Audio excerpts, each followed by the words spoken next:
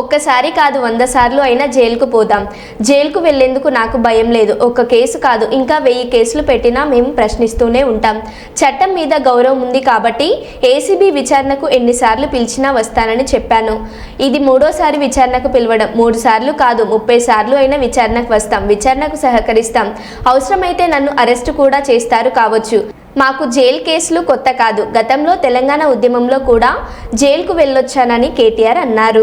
మమ్మల్ని ఏదో ఇబ్బంది పెట్టినంత మాత్రాన, వేధించినంత మాత్రాన ప్రజల తరపున ప్రశ్నించడం బంద్ చేస్తామనుకుంటే అది కాంగ్రెస్ ప్రభుత్వం యొక్క అవివేకం, అజ్ఞానం అవుతుంది తప్ప ఇంకోటి కానే కాదు.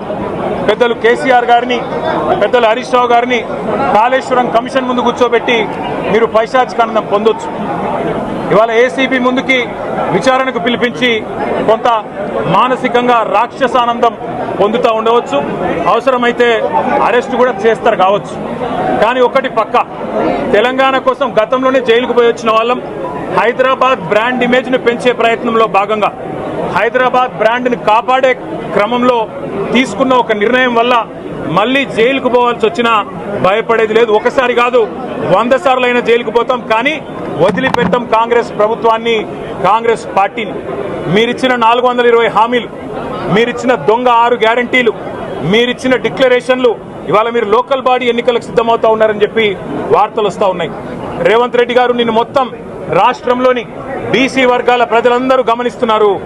42% రిజర్వేషన్ ఇచ్చి 42% రిజర్వేషన్ ఇస్తాం అని కామారెడ్డి డిక్లరేషన్లో చెప్పి మోసం చేసి ఈరోజు స్థానిక సంస్థల ఎన్నికలకు మరి రిజర్వేషన్ ఇవ్వకుండానే పోతున్న వైనాన్ని కూడా బీసీలు గమనిస్తూ ఉన్నారు.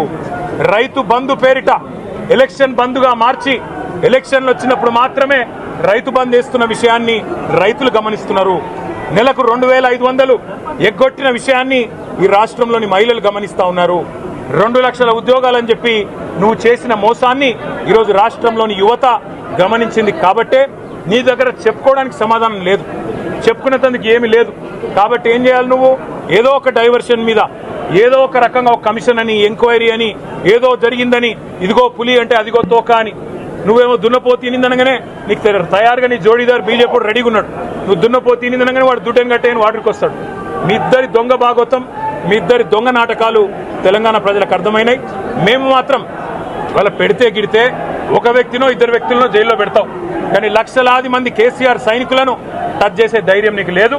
తెలంగాణ ప్రజలకు రక్షణ కవచంలాగా ఆనాడు ఉన్నది టీఆర్ఎస్ఏ, ఈరోజు ఉండేది బీఆర్ఎస్ఏ, రేపటికి కూడా స్వీయ రాజకీయ అస్తిత్వమే శ్రీరామ రక్ష అనే విధంగా ముందుకు పోతాం. నువ్వు ఒక్కసారి కాదు, 100 సార్లు పిలిచినా వస్తా, 100 సార్లు నిజమే చెప్తా. నువ్వు లై డిటెక్టర్ పరీక్షకు నీకు దమ్ముంటే నువ్వు మగాడివైతే రా. రాష్ట్ర ప్రజలందరూ చూస్తుండగా లై డిటెక్టర్ కూడా రెడీ. నువ్వు ఒక కేసు కాదు, ఇంకో 1000 కేసులు పెట్టినా మేము ప్రశ్నించడం బంద్ చేయం, కొట్లాడడం బంద్ చేయం, తెలంగాణ ప్రజల తరపున నిలదీయడం బంద్ చేయం. నువ్వు వేధింపులతో, కేసులతో ఏదో సాధిస్తాననుకుంటే నువ్వు సాధించేదేమీ లేదు.